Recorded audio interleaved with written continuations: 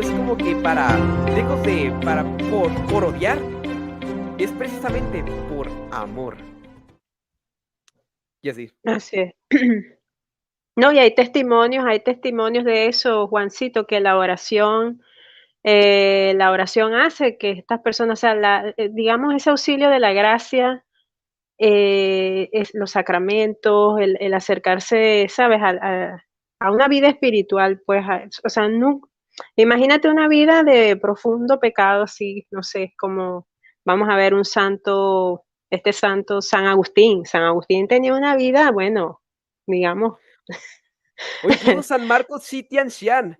No, ajá, él murió siendo adicto al opio, es decir, duró 30 años con esa adicción al opio. Y por más que luchaba, caía y caía y caía, o sea, 30 años luchando y cayendo encima. Y ahora está en los altares. Claro, bueno, murió siendo imagínate. mártir.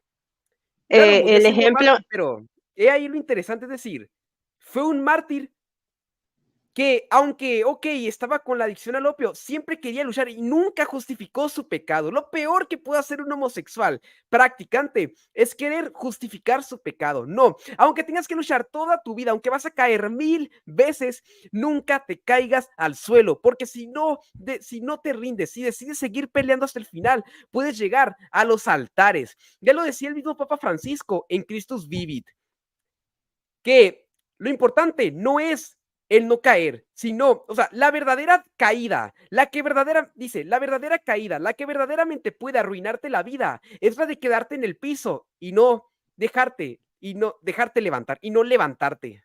Esa es la verdadera caída. así es, sí, sí, como te comentaba, San Agustín, que tuvo una vida, bueno, bien desordenadita, y él tuvo una conversión profunda, fuerte. em, lo podemos ver en su libro, esto de las confesiones, cómo él decía que un niño, que escuchaba la voz de un niño que le hablaba y le mandó un pasaje, no me acuerdo no recuerdo el pasaje de la Biblia específicamente el número, pero este pasaje hablaba de todas las cosas que él hacía, ¿no? Las borracheras, las fiestas, todo eso en un momento que él estaba pensando, entonces escuchaba como una voz que le decía que es todas estas cosas que él hacía, ¿no? Y él lo cuenta en sus confesiones.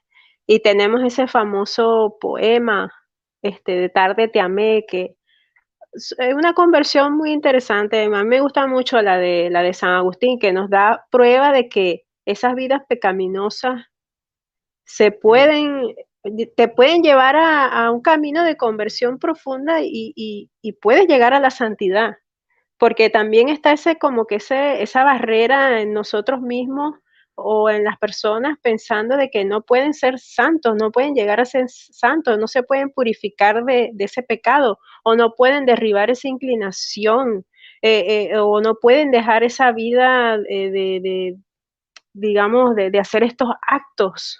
Y sí se puede, claro que ujú, se puede, pero que te va a doler, sí, te va a costar, sí, pero de que se puede, pero exige una entrega, exige un sacrificio, exige un negarte a ti mismo y tomar tu cruz y seguir a Cristo. ujú, Esa es la cruz que te tocó, pero tú la llevas con Cristo y Cristo te va a ayudar a cargar eso. Pero bueno, ujú. Sí, dice, hola bueno, Belu, primero que nada, hola Belén. Hola, ¿cómo están chicos? Dios los bendiga. Juancito y Ele. hola Belu. Muy bien, ¿Cómo están? Dios los bendiga, hermanitos. igualmente. Escuchando, no los interrumpo. Así. No, no, habla tú. Sí, sí. Bueno, No, no, antes que no. nada quiero decir que, ¿sabían que San Marcos Sitianchan, de hecho, duró sin confesarse también durante más o menos esos 30 años? Porque el confesor veía que tanto caía que dijo: "¿Sabes qué? Tú no estás arrepentido y ya no te voy a confesar". Así que encima duró sin confesión durante años y años y con adicción al opio y está en los altares. Así que ni siquiera eso, el no tener la confesión, es un obstáculo insuperable para ser santo. ¿Ese qué santo fue, Juanito? Fue un mártir chino llamado San Marcos Shi Tianshan. Es más, voy a escribir Ah, el mira, no lo conocía. Interesante. Sí, es muy interesante, o sea, Qué lindo, qué linda, qué fuerte la historia, ¿no? Que estás contando, fuertísimo. sí. Sí, un gran ejemplo Imagínate de cómo a los que son drogadictos, así, que tienen esa adicción, pues, pueden tomar este ejemplo de este santo, ¿no? Que qué bien, yo no lo conocía, pero qué bien. sí, todo el mundo debería Hay, de conocerlo. hay una cosa muy bonita que yo escuché, le escuché decir al padre Barwood de Misión Rúa, que dijo, cuando Jesús te mira, no mira tu pecado, sino mira el santo que tú serás, ¿no? Ya estaba mirando en ese proyecto, en ese sueño que tiene sobre ti, eh, y sabe que le vas a decir que sí en algún momento, aunque pasen 20, 30 o 40 años, y te mira con ese amor y con esa ternura, sabiendo eso que también vas a, con la gracia de Dios, obviamente, ¿no? Obviamente siempre contando con la gracia de Dios. eh, y esa misma mirada que Jesús tiene sobre cada uno de nosotros cuando nos mira y dice, porque ve lo bello, ve la belleza que hay en cada persona, en cada ser humano, en cada alma, ¿no? O el potencial de belleza y el potencial de santidad que puede dar esa persona. Eh, y yo pienso que, bueno, entonces el Padre nos dice, cuando habla de eso, dice, de la misma manera nosotros debemos mirar a los demás, ¿sí? ¿Qué quiere decir? Que de pronto uno puede ver a una persona en un, en una situación de inmundicia, de pecado, de oscuridad, ¿no? Bueno, justo hoy el tema es este que estás poniendo en tu video, que es el tema de la homosexualidad, pero puede ser cualquier otro tipo de pecado, ¿no? Y siempre la mirada nuestra hacia el otro tiene que ser la mirada de Jesús, ¿no? Siempre tiene que ser la mirada de Jesús, porque si no es muy fácil caer en los juicios categóricos, es muy fácil endurecer el corazón, ser un moralista rígido, que es, claro, ¿qué pasa? Eso te lleva incluso a vivir de una postura ideológica, ¿no? También, de lo que yo creo que debe ser santo, ¿no? Imagínense San Agustín, con toda la vida de pecado que tuvo una vida de promiscuidad, de buscar por todos lados, bueno, uno lee las confesiones y uno ve, ¿no? Cómo vivió San Agustín. Y sin embargo, Dios permitió que él, digamos, se embarrara hasta el cuello, como quien dice, ¿no? Porque acá es donde yo siempre digo que es algo que a mí me maravilla y ¿cómo podría decir? Que para mí no deja de ser un misterio de la misericordia de Dios, cómo Dios saca bienes de los males, ¿no? Cómo Dios puede transformar una situación de tanto pecado, de tanta oscuridad, eh, no sé, que a los ojos de Dios incluso ese pecado, a los ojos de Dios ese pecado es algo terrible, ¿no? En cuanto a que te separa de la gracia, ¿no? Pero como Dios sabe y tiene un proyecto sobre ti, eso se convierte en parte de tu proceso, ¿no? Se convierte en parte de tu proceso que te va a servir de trampolín para alcanzar después el encuentro con Cristo.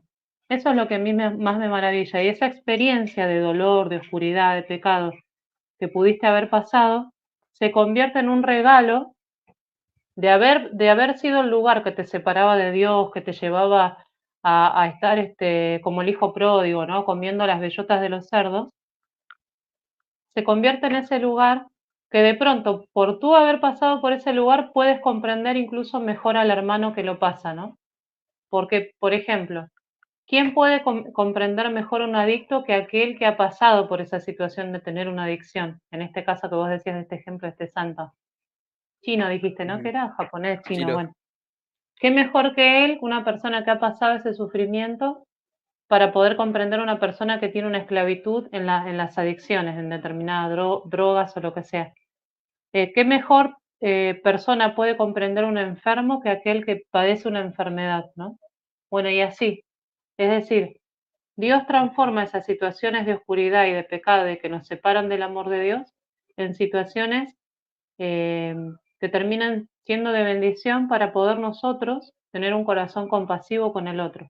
Y yo creo que de esa manera es como tenemos que mirar a los demás cuando dialogamos con ellos, cuando, cuando buscamos llevarlos a Cristo, porque primero lo que le tenemos que comunicar es la mirada de Cristo.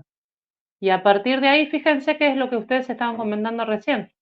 Cuando Jesús se encuentra con la samaritana, eh, no es lo primero que le dice, no es conviértete, deja esa vida de pecado, eres una mujer promiscua, eres una mujer adúltera, sal de esa vida, no te das cuenta lo que estás haciendo, despierta, no le dice así Cristo, ¿no? La mira, ¿no? Y le pide agua, ¿no? Y le hace como entrar en esa introspección, en esa pregunta existencial, ¿no?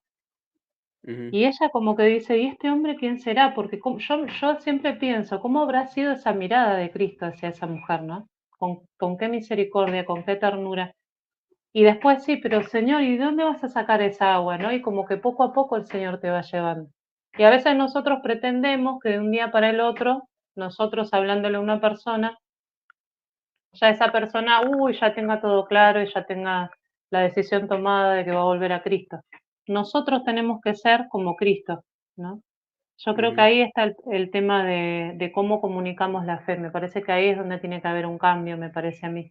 No sé qué opinan ustedes, hermanitos, pero bueno, les Sí, comparto yo sobre todo Ujú, sí, sobre todo con esto de fiducia súplica, ya mucho de eso de que, tienen que decirle: conviértanse pecadores", pero, o sea, exacto. ni siquiera Cristo hizo eso con todos, o sea, no lo dijo inmediatamente con Nicodemo, no lo hizo, con la mujer adúltera, es decir, y no siempre la solución es así tirar la piedra de conviértete sino que a veces, pues, se requiere de otras formas, porque hasta puede ser contraproducente y hacer que el otro ni siquiera quiera acercarse a ti, o ya puedes saber que está mal, pero, pues, quiere la solución porque claro, si está cayendo continuamente, es como que ya sé que estoy mal, ya sé que no estoy bien, pero no puedo salir, o sea, necesito algo más que me recuerdes que estoy en pecado, o sea, entonces es algo que uno debería de tener más en cuenta.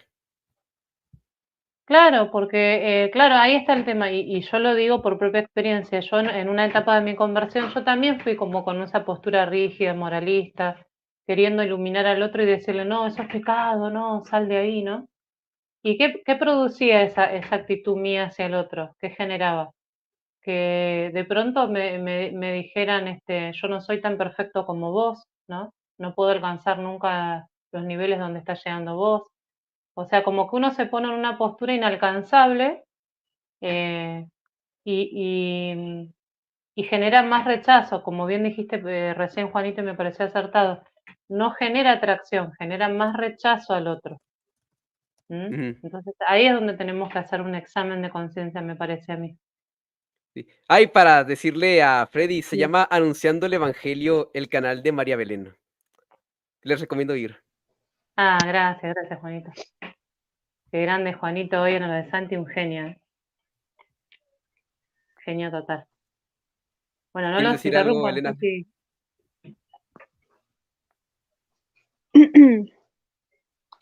Bueno, yo voy a comentar sobre lo que estaba diciendo de San Agustín, de las confesiones de San Agustín. Ya, un momento. ¿Están hablando ahora Ajá, de las confesiones de San Agustino o estaban hablando y yo me no, enganché? Ah, no, es que yo hice como un comentario de algo sobre las confesiones de San Agustín, eh, que había leído hace tiempo, ¿no? Entonces dice algo así como, a ver, cuando él escuchaba una voz de un niño que le decía, ¿no? Entonces dice aquí, ujú. algo que escribió San Agustín, dice, ¿cuándo acabaré de decidirme? ¿Lo voy a dejar siempre para mañana? ¿Por qué no dar fin ahora mismo a la torpeza de mi vida? Esto decía con lágrimas de amarga contrición, y mientras tanto se oyó una voz, de niño o de niña, no lo sé, que desde la casa vecina decía y repetía cantando, toma y lee, toma y lee. Al punto se mudó mi ánimo y comencé a preguntarme con mucha atención si había oído alguna vez cantar a los niños en el juego una letrilla semejante, y comprimiendo el ímpetu de mis lágrimas, levanté enseguida, seguro de que en aquella voz había para mí un divino mandato de tomar el libro y leer lo primero que vieran mis ojos. No andéis ya en comilonas y borracheras, ni en amancebamientos impúdicos. Dejad ya las contiendas y peleas, y revestíos de nuestro Señor Jesucristo, y no os ocupéis de la carne y de sus deseos. no quise leer más. Esto lo escribió San Agustín, que en esta voz, pues, lo hizo buscar en la Biblia, pues, aquí dice el libro, ¿no? Pero lo hizo buscar el libro, aquí, y encontró esto, ¿no?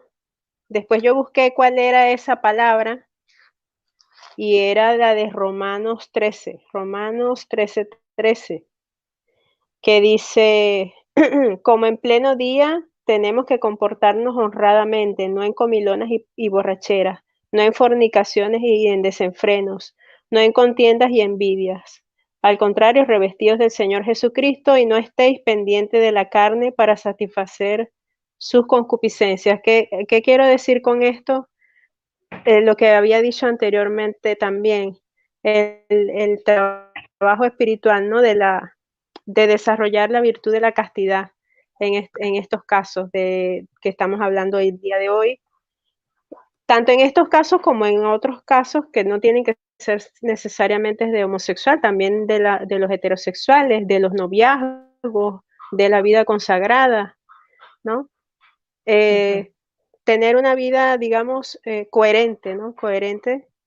Y también había comentado esto de la samaritana que trajo Belén acá, de que no podemos andar acusando a la gente y tenemos que ser como Cristo, ¿no? Como Cristo trató a esa samaritana. Eso lo aprendí de, o escuché esta, esta clase que dio Anuar Tapias ese día y me gustó mucho porque él lo estaba hablando en ese contexto de cuando hubo esta controversia de fiducia supplicans y él dio esa opinión y a mí me gustó mucho porque a veces como si nos, se nos endurece el corazón muchas veces, ¿no? Nosotros sabemos que pecaminoso el acto. Nosotros lo sabemos y eso está claro, eso lo dice la palabra de Dios, lo enseña la iglesia, o sea, lo sabemos, pues.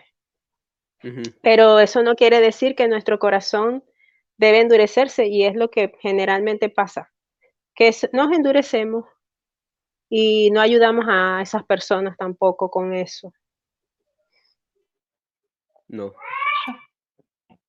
Y Sí, como decía además un que, comen ujú, sí, sí, sigue no, Belén. no, que yo me quedé pensando, me acordé de algo que siempre detrás de una situación de pecado, en una persona que uno puede ver por fuera visible, hay una historia, ¿no? Hay una historia de dolor. Nosotros no sabemos qué le pasó a esa persona para llegar a donde está. ¿Por qué? Porque detrás hay una historia y no sabemos. Hay muchas historias muy dolorosas que solo Dios conoce. Entonces, detrás de una historia de prostitución hay mucho dolor, ¿no es cierto? Detrás de una historia de una persona que tal vez cayó en la homosexualidad, también puede que haya seguramente mucho dolor. Y así cada uno de nosotros tiene una historia para contar y hay historias más dolorosas que otras. O Entonces, incluso hay cuando... personas que, o sea, que Ujú, pertenecen al lobby del arco iris y que andan defendiendo a todo pulmón de que, la ujú, homosexualidad y contra la iglesia, también pueden tener una vida muy dolorosa. O sea, hay que tener en cuenta eso. exacto. Yo creo que cuando Cristo, cuando el Señor mira el corazón de la persona, mira esa historia, mira ese contexto, a ver, porque se puede malinterpretar lo que yo digo. Hay un hermano que estaba diciendo el tema de la firmeza, y es verdad, hermano. Por eso nosotros lo que queremos subrayar, nosotros no justificamos el pecado de ninguna manera, todo lo contrario, Ujú, estamos diciendo el pecado es pecado, ¿sí? Eso quisiera aclararlo para que no se malinterprete lo que uno está diciendo. Pero sí, el pecado no deja de ser pecado que te aparta de Dios y que te quita la gracia y todo eso. Pero detrás de una situación de pecado hay muchísimo dolor. Y cuando Cristo mira al pecador, lo mira con amor, porque por encima de toda esa situación de pecado, Dios lo sigue amando y lo sigue buscando, ¿no? Como el buen pastor a la oveja perdida. Y justamente es ese amor el que te va a sacar del pecado. ¿Qué te va a sacar del pecado? El sentirte amado, no el sentirte señalado. Si tú te sientes ujú, señalado, eso no te va a sacar del pecado, pero si te sientes perdonado, te sientes querido, te sientes recibido, sí vas a salir del pecado. Y eso nos pasa a todos. Todos podemos dar fe de eso, ¿no es cierto, Juanito? ¿Qué opinas vos? ujú. Sí, por supuesto. Es decir, ya el mismo creo que Papa Francisco lo decía que uno, o sea, mm, cuando se siente amado es como que, o sea, es porque si tú sabes que los mandamientos que Dios te da y su obediencia, la obediencia a ellos, no es que Dios te las dio arbitrariamente porque te quiere hacer sufrir, sino porque quiere tu mayor bien, porque te ama, porque te porque busca tu perfección. Es como que uno hasta le dan más ganas de obedecer porque estoy obedeciendo a un padre que precisamente me dé estos mandamientos para que yo sea más perfecto, más puro, más bueno, para que alcance mayor felicidad en el cielo, mayor amor al prójimo y a mí mismo. Pero en cambio, si la imagen de Dios es un Dios castigador, duro, el Dios arbitrio que pone normas para hacernos la vida imposible, pues, o sea, es mucho más difícil que alguien quiera obedecer eso. Algunos hasta podrían querer rebelarse y todo. Y bueno, por ejemplo, ya incluso hubo un filósofo llamado Nietzsche que, creía que Dios era la negación de la vida. Es decir, que al final lo que hace la idea de Dios es que, pues, como que desprecias esta vida, es como que no importan para nada lo que hace verdaderamente buena la vida y así, cuando en el fondo precisamente hace que esta vida, la creencia en Dios, la vivas de la manera mucho, mucho más plena de lo que la vivirías intentando vivir ahora sí que según la perfección moral, según el mayor bien al prójimo, el mayor bien a ti mismo, es decir, lejos de ser una negación a la vida, el la idea de Dios y sobre todo el Dios católico es más bien la plenificación de la vida. Y claro, en esta pequeña tiempo de vida se nos juega toda una eternidad, entonces mucho menos sentido tiene eso que decía Nietzsche. Y Nietzsche claro, es el si que uno tiene esa dice, idea, pues es como que sí. ya tiene más tentación de negarla, pero no es así la cosa. Ujú. Nietzsche es el que habla del opio de los pueblos, de la religión como el opio de los No, no, pueblos. no, es Marx. Ah, está Ese bien. es Marx, Marx. Ujú. Sí, para De Marx era hecho que como que, pues la en estos días se religión. me Pero él tenía una idea similar, ¿o no? ¿O estoy confundida? No igual, pero Pues similar a esta idea. Ujú, pues ambos eran, hasta donde tengo entendido, ateos o sea, Marx ujú. más bien con esa frase lo que quería subrayar es que, o sea, a Marx lo que le importaba era en sí que las condiciones económicas, pues fueran, o sea, que ya se quitaran las injusticias y llegara al comunismo. Entonces decía que Exacto, la idea de Dios lo que hacía era que o sea, que el pueblo básicamente era como que estaba esclavizado, sobre todo teniendo en cuenta el contexto en que estaba, que él vivía en un tiempo en Inglaterra y vio cómo ahí el, pues al trabajador se lo explotaba de maneras pues inhumanas o casi inhumanas. Entonces era como que Marx creía que la religión era como que, bueno, entonces es el consuelo que tienen las personas oprimidas y así, o sea, es el opio del pueblo, es decir, el opio que hace es un tranquilizante para que pues en una situación dura y difícil que vives, pues como que te tranquilices. Y Marx decía que la religión es el opio del pueblo, que en vez de hacer que el pueblo quiera quitarse las cadenas, lo único que hace es ponerle flores a las cadenas para que permanezcan ahí. Entonces él creía que si eliminamos a Dios de la ecuación, entonces ya el pueblo va a amar oye, como no hay otra vida que esperar, entonces esta vida es la realmente importante y por ende tengo que luchar para que esta vida sea la mejor posible. Y de ahí, pues voy a tener que luchar para quitar a los burgueses y que dejen de esclavizarnos, etcétera, etcétera. Sí es parecido a lo que decía Nietzsche de que, o sea, en un caso la negación de la vida, en otro es como que evita que el pueblo se rebele contra la corrupción, contra la explotación. O sea, en ambos casos es como que por la idea de la vida eterna, pues al final es como que se cree que de algún modo esta vida ya no importaría y por ende que bueno, ¿para qué esforzarnos en ayudar al prójimo, por ejemplo, a salir de la explotación, cuando es totalmente lo contrario? O sea, el equitativo te dice, es decir, no me diste de comer, no me diste de beber, estuve desnudo, estuve en prisión y no me visitaste. Pero bueno, hay ideas que, pues, a veces, pues, de repente un ateo. yo creo que esos fueron extremos, o sea, hubo situaciones extremas que generaron esos extremos, entonces necesariamente estos filósofos creyeron que no sé, en su concepción muy ya que venía del Renacimiento, ya el antropocentrismo y todas estas filosofías anticlero. Entonces ellos, la solución tenía que pasar por quitar a Dios, quitar el clero, pero sobre todo de la Iglesia Católica, porque no sé, como que no se metían con otras, digamos, porque ya en ese tiempo de Marx ya existía ya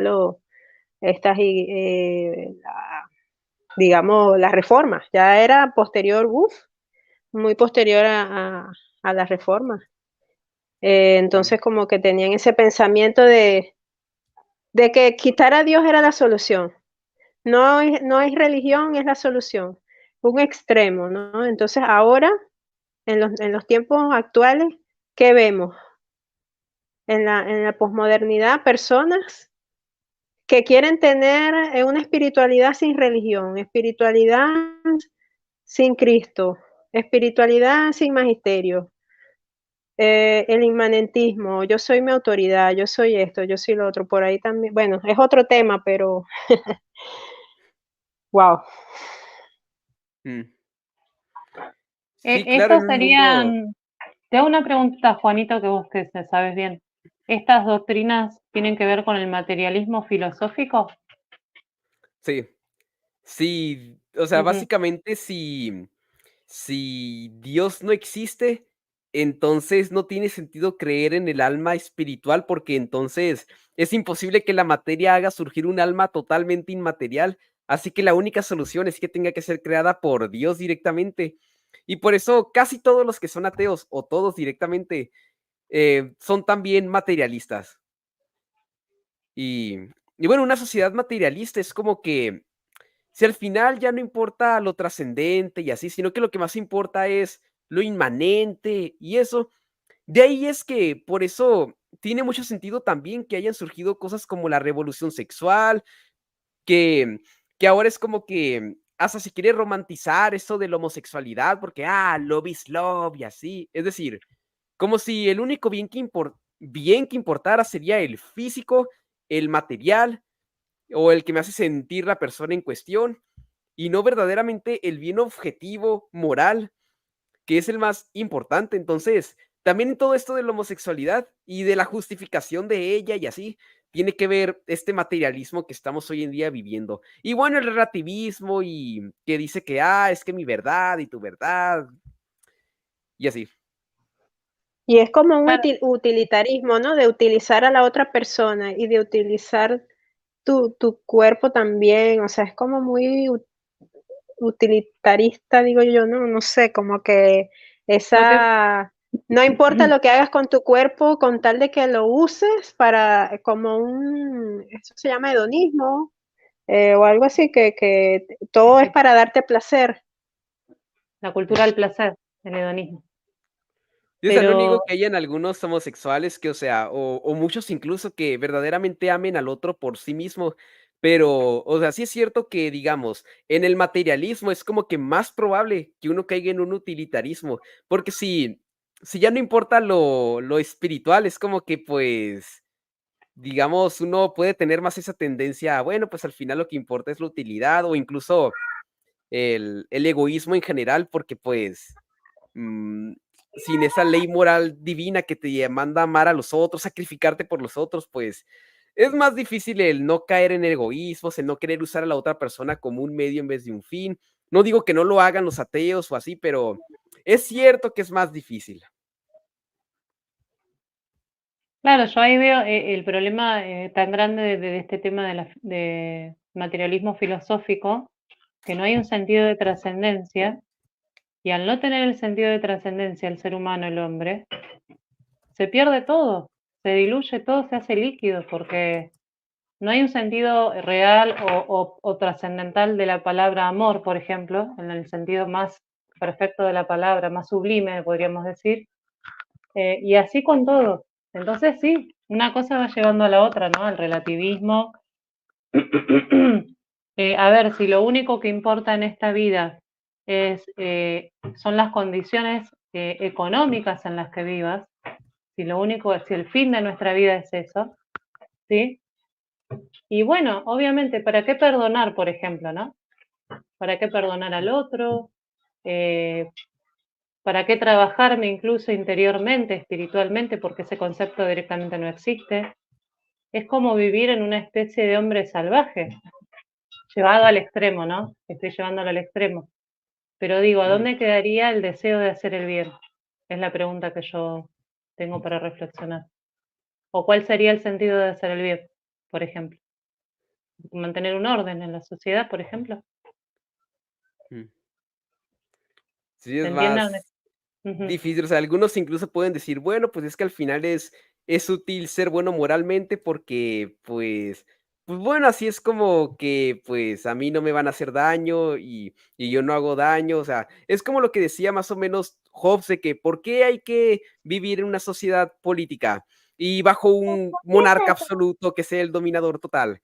Pues porque sería peor vivir en un estado de naturaleza, de todos contra todos sin ninguna ley.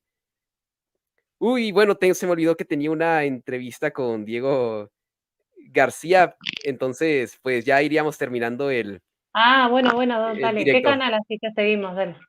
¿En qué canal? Pues, se llama Pensamiento Serio. Ah, dale, sí, ya Sí. estamos ahí, ¿no? Te seguimos, Juanito. Okey, entonces, pues, les quiero dar muchas Bueno, gracias por Juan, sus muchas gracias. okey, sí, Ay, les quiero dar disculpa, muchas gracias disculpa. No, bueno, por sus aportaciones y por subir y así, y eso, ¿hay unas palabras finales rápidas que quieran decir? ¿Querés decir vos, Ale? Después digo yo, así no te interrumpo. no, Ujú. yo los interrumpí, disculpen. No, por favor. No, bueno, Juanito, Dios te bendiga, que sigas trabajando en estos temas, que me gusta bastante cómo lo tratas y bueno, sigamos tratando estas cosas. Muy interesante. Da para mucho que hablar, ¿no? O sea, aquí podríamos decir un montón de cosas sobre las ideologías y un montón de cosas más. Pero bueno, creo que está bien así por el día de hoy y bueno, te seguiré por esta entrevista y bueno, un saludo a todos los que se quedaron en el chat. Dios los bendiga. Ujú. Chao, Belu, chao, Juan. Chao. Bueno, yo también te agradezco, gracias Juanito por este espacio. La verdad que da para seguir otro día otros temas así tan profundos, así que bueno, pero gracias a todos los hermanos que están del otro lado y bueno, los que no están suscritos ya saben, ¿eh? Que tienen que suscribir Sí. al canal de Juanito. Así que un abrazo, hermano, Dios te bendiga. Ahora te sigo en el otro canal. Dios te bendiga. Y para Bendiciones. los que no lo saben, Elena, pues su canal es debajo de la higuera y pues María Belén, para los que van llegando, es anunciando el evangelio, por si acaso quieren visitarlas. Dale, gracias, hermano. Bendiciones. Bendiciones. Bendiciones.